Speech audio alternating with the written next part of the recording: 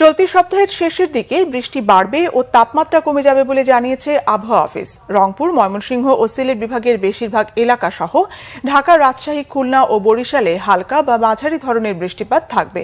তবে আগামী 2 দিন তাপমাত্রার তেমন পরিবর্তন হবে না। বৃষ্টি থাকলেও গরম অনুভূত হবে। গত 2 দিনে বৃষ্টি কম হওয়ায় সিলেটের বন্যা পরিস্থিতি কিছুটা উন্নত হয়েছে। সিলেট অঞ্চলে আগামী 2-3 দিন ভারী বৃষ্টির সম্ভাবনা নেই, তাই পরিস্থিতি অবনতি হওয়ার সম্ভাবনা কম। এদিকে গত 24 ঘন্টায় সবচেয়ে বেশি বৃষ্টিপাত রেকর্ড করা হয়েছে নেত্রকোনায় 54 মিলিমিটার। এছাড়া শনিবার ভোরে ঢাকায় 15 মিলিমিটার বৃষ্টিপাত রেকর্ড করেছে আবহাওয়া অফিস। বৃষ্টিপাতের প্রবণতাটা বেশি থাকবে এবং 25 তারিখের পর থেকে সারা দেশে বৃষ্টিপাতের প্রবণতাটা বাড়বে এবং বৃষ্টিপাতের প্রবণতাটা যখন বাড়বে তখন দেশের পশ্চিমাঞ্চল অর্থাৎ খুলনা, রাজশাহী, ঢাকা বিভাগের অনেক জায়গাতেই দেখা যায় ভ্যাপসা গরমটা বেশি অনুভূত হচ্ছে।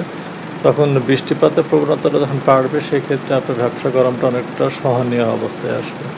বৃষ্টিপাত কমে আসার জন্য সিলেটে কিন্তু বন্যা পরিস্থিতি কিন্তু উন্নতি দেখা যাচ্ছে আসলে। এবং আগামী দিনগুলোতে আগামী 2-3 দিন যেটা দেখা যায় সেখানে সিলেটের অতি ভারী বৃষ্টিপাতের ওরকম সম্ভাবনা নেই।